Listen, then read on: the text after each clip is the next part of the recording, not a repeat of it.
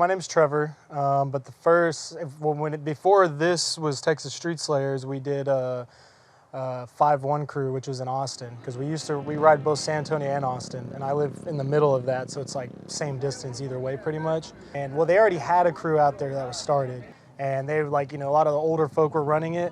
Pretty much me and Adrian were really the ones starting the rides and doing lot days. They were kind of getting out of it, and we had to talk with them, and so we just ended up doing it ourselves. And then Adrian stopped riding, and honestly Austin got really, really dangerous to ride in. It wasn't safe and it wasn't fun anymore, so we just stopped riding there. So then it ended up just being me pretty much, so I just changed it, and I made a shirt that said Texas Street Slayers on the back. And then when all our like New Braunfels guys, San Antonio guys kind of came back together and was like, well, let's do this here rather than Austin, we changed it to Texas Street Slayers. We all kind of voted on it and agreed on it, and so then we just kept it as that. And I've found that like simplicity is key, I guess, so I just kept it as that. We're already doing that. Everybody liked that shirt. The Houston ride in ESR, the whole front of the group was just ESR and Texas Street Slayers shirts, so I thought that was really, really cool. And that's really the only reason I do it, is just to see people wear it. I pretty much lose money constantly doing this. Now it's like, damn, I gotta spend money to make more shirts. It's not fun, but to make money, you gotta spend money, but sometimes you're spending more money than what you're making. Yeah, and I don't look at it as like a brand or like a business, or like, I mean, I guess it's a brand, but like I don't look at it as like something that I'm gonna make money off of or like build a shop out of. That'd be cool one day, if we had like a repair shop, dealership, something like that.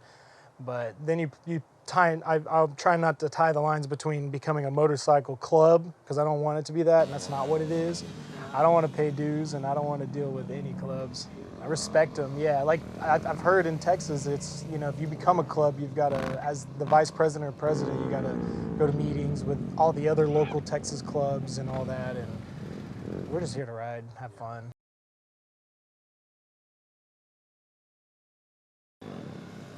Out here, there'll be a lot of kids here. We always want kids to come ride. I mean, that's how you start, having people like older than you teach you, and then you being around it. And I just don't like to bring my kids a lot because I'm afraid it's going to be unsafe. Like, they're riding out. So I'll bring them on like slower days, on a day like this, I wouldn't if there's a lot of people coming. I've had a day one time we were at a lot, I think in Austin or Houston, and I was doing circle wheelies like real slow up by the vehicles, like kind of like coming into here, like right where we are, and then coming out, like just getting real close to everything. And a kid came out of nowhere, and as my bike was like, as I was turning, he was running underneath, and I tried to like slow it down and stop because I saw him. I could have sworn that wheel was like, and then it dropped, and it's like, luckily his dad saw it all and was like, what are you doing? I don't want to piss anyone off or hurt anyone either, so it's like, I don't want my kids to get hurt, but they love to ride. They love to come out, and like my daughter already is like standing on the seat on her bike and jumping around, so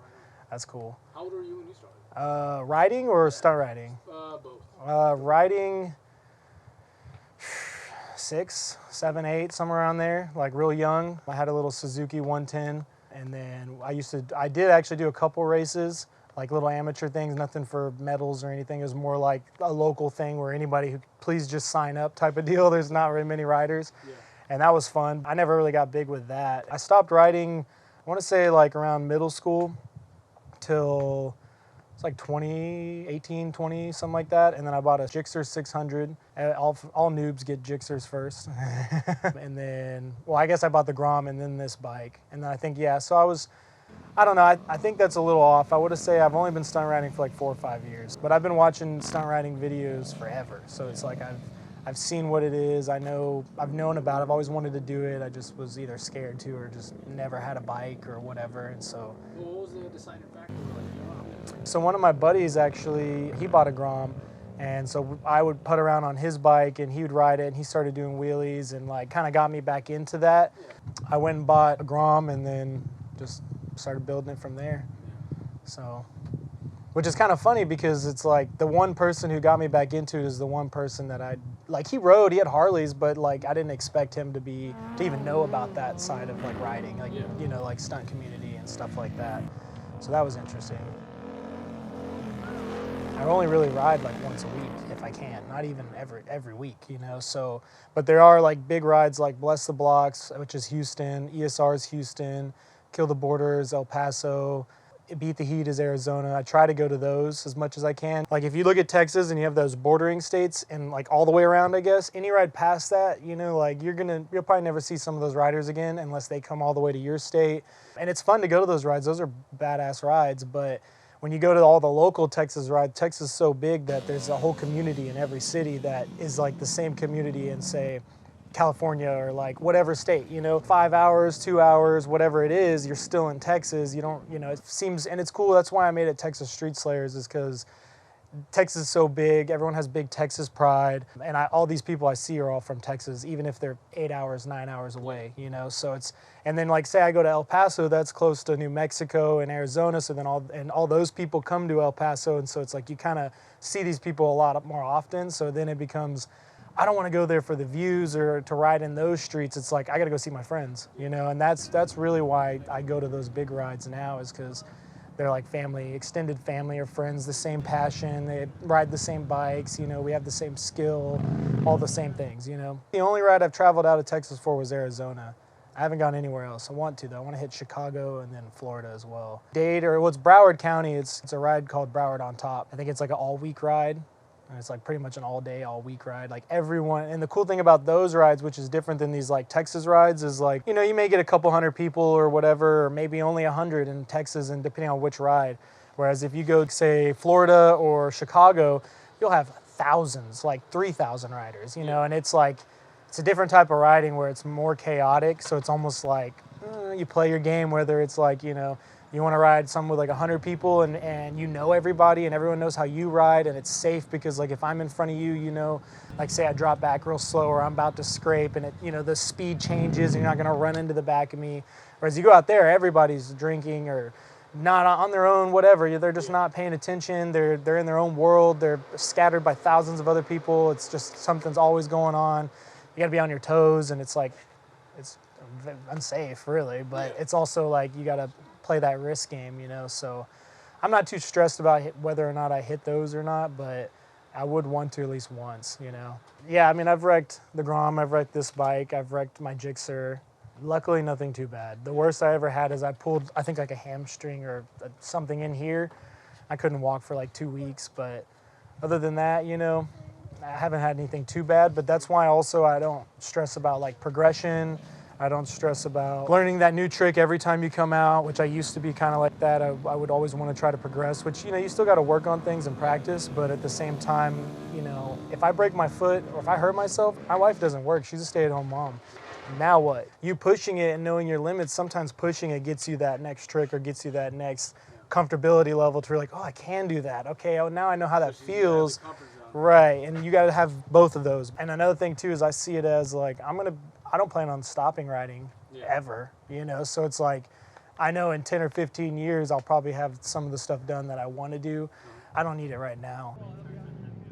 All your friends are together, you know, it's like that break from life. You're hanging out with everybody. You get to just enjoy, you know, you don't have to worry about, oh, he's here, like he can do this and I can't. Like that's stupid. And then they're learning off each other. yeah, and it's fun to have a lot of times people will do like wheelie battles where like two people will pop it up at the same time, and then, you know, they're kind of going back and forth, who can hold it the longest, who, you know, doing different tricks, and that's fun, you know. But sometimes people will get a little crazy and like get in front of them, drop back, slow it down real slow, and then it's like they wreck or they have to drop it too, you know. And all of that can be fun. It's just, you know, do it with people you can trust so they don't freaking run you off the road, you know, or whatever. But if I see someone doing something and severely unsafe, I usually will try to go say something, you know, because especially if they're not on a Grom, they're on a big bike, you know, it can go hard. You fall harder, you know, it's going to be worse, or it could be. In reality, what should happen actually is that if somebody wants to learn something, go ask somebody. And if you're that person that is going to explain it to them, give them all the goodies, because it's like, you know, it's not like we're making money off this. It's nothing. It's like, and if anything, you helping another rider out only makes that rider safer.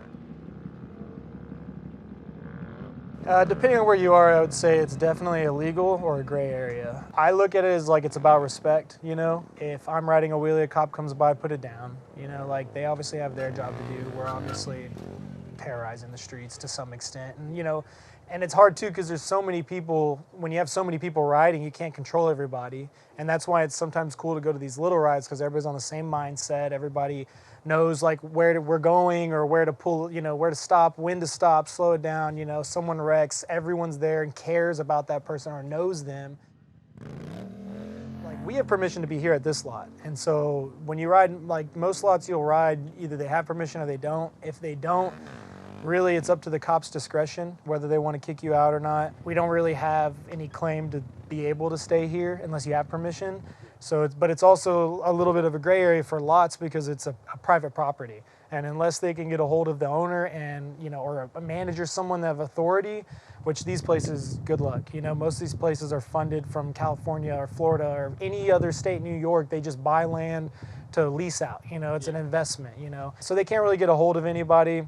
Usually, like, if you go talk to the cops, like, especially here, it's a smaller town, all of the cops, I've seen multiple of the same cops out here, and they're like, oh, we just got a sound, or what is it called, a noise complaint, you're good, just, and if they show up and we're, like, breaking windows, they're not going to act the same. Yeah. So then it's like, we respect the property. Like, if you notice, you can tell there's none of our trash out here. It's like from the business, and then I'll always pick up trash when I leave, stuff like that, even if other people don't, And it's also just kind of like policing each other, just making sure everybody respects the place. Some lots you'll see are solid black from burnouts.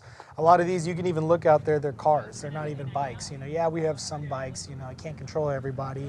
And it's not up to me or anybody else that goes to the lot to really be in charge, but it's also like a group effort. Like, hey, chill. Like, you've been doing a burnout long enough. Like, it's all black. Now, on the street, it's obviously illegal, but it's, like here I wouldn't ride. Certain cities you can't ride, especially like small cities, country cities. There's the whole police force is bored. They're gonna come out, Yeah.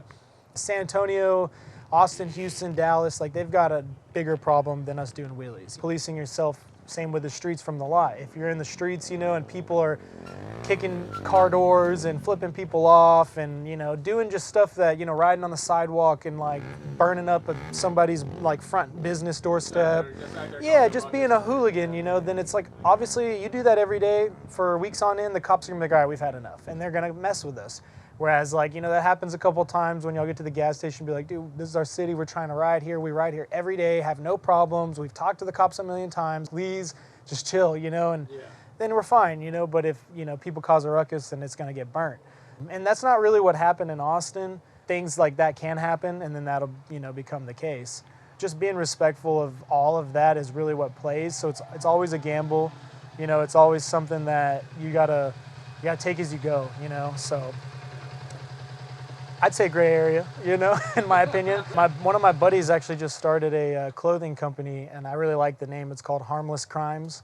So it's like, oh, you're committing a crime, but it's like, it's technically harmless to everyone, So it kind of plays on words, but it's like, a lot of people call it a victimless crime, a harmless crime. I'm the only victim if I'm riding properly in a pack doing wheelies. If I'm cutting through traffic, like actual cars, like, yeah, I could drop it on a car, they could swerve into a brick wall, anything could happen. Different cities have different styles and different ways they ride and things they do, so it's like, you gotta play the game, There's so many cities that are good where it's like, the cops wave at us, they're like, yeah, they're giving us thumbs up, they see us all the time. There's some cities where they will pull a gun on you and kick you off your bike, try to kill you, run you over, everything. So yeah, that's why I don't ride in Dallas anymore. I've seen people really like start wheeling and in like a week they're doing shit that I can't do. And I'm like, what the hell? And then I see people that it took them like 2 years, and it doesn't matter as long as you're not, hurting yourself every day.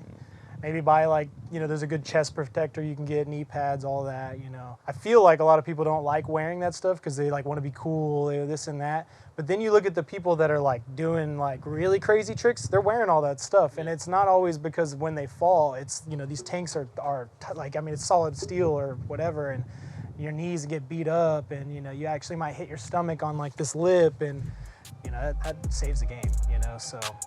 And there's obviously a couple mods that make it easier. So look into that, like clutch levers, clutch springs, different gearing for your bike. Think about all that, do all that, and then just go out and ride.